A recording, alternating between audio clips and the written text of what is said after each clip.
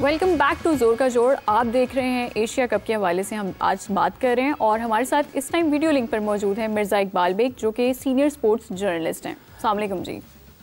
वालेकुम अस्सलाम।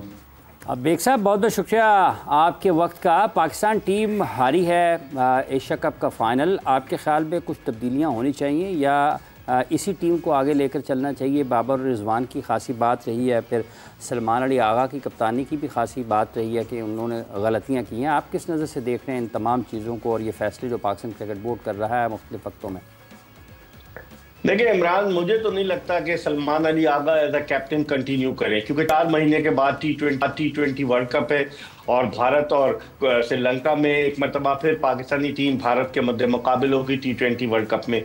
तो कप्तान ने इंतहाई नाकिस कारकर्दगी का मुजाहरा किया है और अकाउंटेबिलिटी होनी चाहिए उन लोगों की जिन्होंने इनको कप्तान बनाया, जिन्होंने इन्हें रेकमेंड किया कप्तानी के लिए। मेरे ख्याल में सलमान अली आगा फ्रंट से लीड करने में नाकाम रहे। जिस खिलाड़ी ने गुज़िश्ता साल नवंबर में अपना टी20 डेब्यू किया हो उसको आपने कप्तान बना दिया, उसकी वजह से भी मसाइल पैदा हुए। बैटिंग ऑर्डर, आपका मिडिल ऑर्डर बैटिंग जो थी वो डिस्टर्ब हो गई कि कभी वो हुसैन तलत ऊपर आ रहा है, कभी साइम अयूब वन डाउन आ रहा है, कभी कुछ हो रहा है, कभी कुछ हो रहा है। तो मेरे ख्याल में एक तो कप्तानी को इन्हें देखना होगा, दूसरे आपको मिडिल ऑर्डर में इमरान स्टेबिलिटी लानी होगी। स्टेबिलिटी बिल्कुल नहीं है। आप देखें कि 113 पर एक आउट होता है और टीम ऑल आउट हो जाती है 34-35 रन पर। तो इसका मतलब यह हुआ कि हमें तजुर्बाकार खिलाड़ियों की भी जरूरत है। जो लोग कहते थे कि बाबर आजम और उनका स्ट्राइक रेट कम है रिजवान का, तो आपके कप्तान का क्या था स्ट्राइक रेट? कोई उनसे पूछे। 74 रन 7 मैचेस की 6 इनिंग्स में सलमान अली आगा के।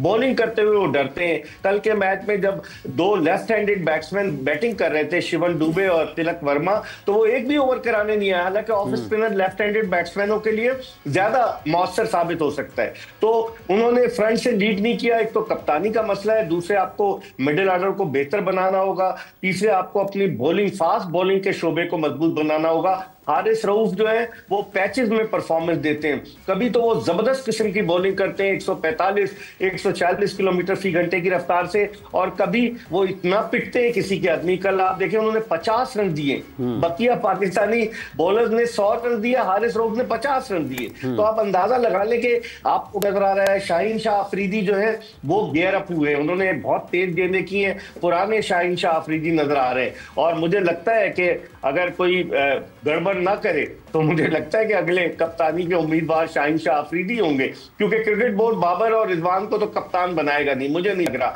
अगर बनाना होता तो वो टीम में होते। तो अब देखें क्या सूरत साहब, ये जो हुआ है मैच के बाद ट्रॉफी लेने के लिए इंडियन टीम नहीं आई और खिलाड़ियों के जो ख्यालात हैं वो भी प्रेस कॉन्फ्रेंस के जरिए पहुंचे हैं लोगों तक, भारतीय खिलाड़ियों के।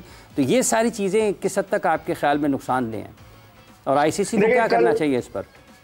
देखिए इमरान, कल क्रिकेट की तारीख का मेरी नज़र में स्याह तरीन दिन था। मैं 30-32 साल से क्रिकेट कवर कर रहा हूँ, मैंने कभी नहीं देखा कि कोई टीम बैठी हुई सेल्फी बना रही है, वीडियो बना रही है ग्राउंड में और चीफ गेस्ट पोडियम पर खड़े हुए दीगर मेहमानों के साथ, और वो ट्रॉफी लेने नहीं आ रही।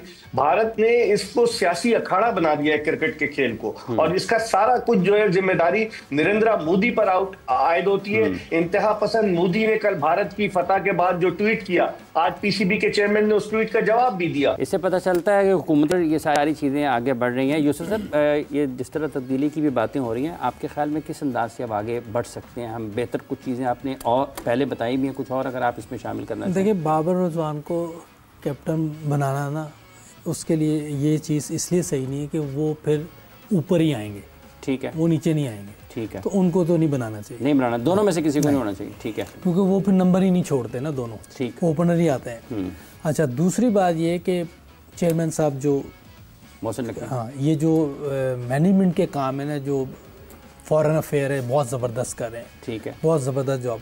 जो क्रिकेट के काम है ना, वो क्रिकेटर्स को दे दें। उसके लिए एक स्पोर्ट्स में टीम बनाए जिसमें आपका शुएब अख्तर, शाहिद अफरीदी, यूनुस खान, मिसबाह हक, रमीज़ भाई, सकलैन मुश्ताक, ऐसे लोग आएँ, ताकि ये सारी डोमेस्टिक को, सिलेक्टर्स को किसको लाना है, कोचिज़ को किसको लाना है, ये सारी चीज़ें ये सब एक साथ बैठ सकते हैं आपके ख्याल में? इकट्ठे बिठाएं ना, पाकिस्तान के लिए नहीं बैठ सकते हम। पाकिस्तान के लिए बैठना मुश्किल नहीं है, सिर्फ टीवी पे हम बातें करते रहें। मतलब किसी को कायल करना पड़ेगा कि आप यार बैठना पड़ेगा ना। पाकिस्तान की जहाँ पहुँच गए हैं, ये कोई अच्छा लग रहा है?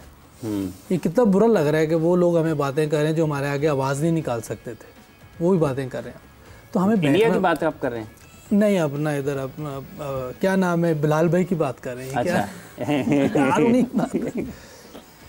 तो हमें ये करना, और इस स्पोर्ट्स जो बनाएंगे कमेटी, इसमें मेरी रिक्वेस्ट है इनसे कि कोई भी नॉन क्रिकेटर ना हो, वो इन्वॉल्व ना हो क्रिकेटिंग मामला। हाँ, क्रिकेटर्स के चीज़ें जितनी भी हैं, जैसे डोमेस्टिक है, सिलेक्टर हैं, कोचेज़ हैं, जो भी क्रिकेट मैटर्स हैं, उसमें आप किसी भी नॉन क्रिकेटर को इन्वॉल्व ना होने दें। ये मेरी रिक्वेस्ट है। तो फिर तो सिलेक्शन कमेटी में भी नहीं आएगा कोई? नहीं, होना नहीं चाहिए ना, उनका क्या काम है?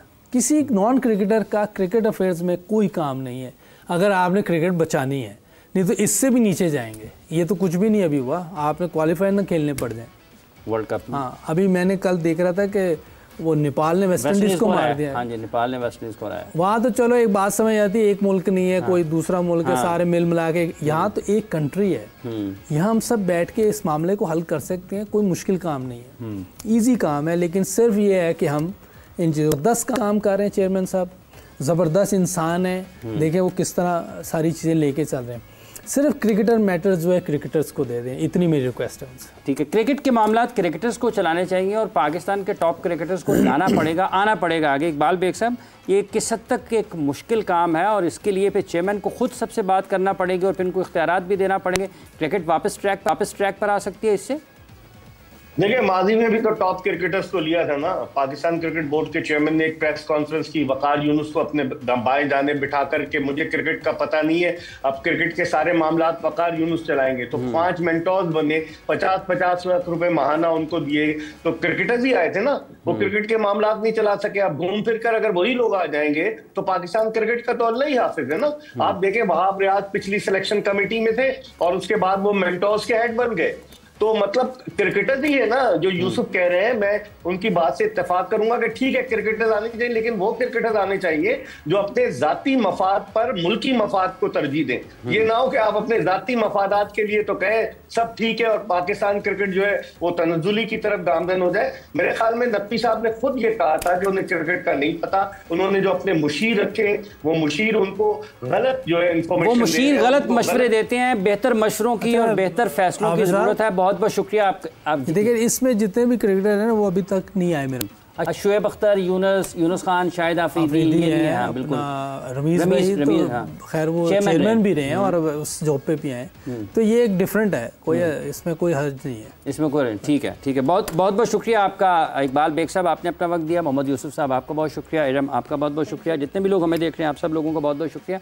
ये क्रिकेट पाकिस्तान का, इस मुल्क का, इस कौम का कौमी असासा है। इस असासे को महफूज करने के लिए अपने ज़ाती मफादात को बालाए ताक रखते हुए पाकिस्तान के क्रिकेटर्स को एक सफ़े पर एक जगह पर जमा होना है। जैसे कि एक टीम में खेला करते थे पाकिस्तान के लिए, अब इनको पाकिस्तान को कुछ वापस करने के लिए भी इकट्ठा होना है।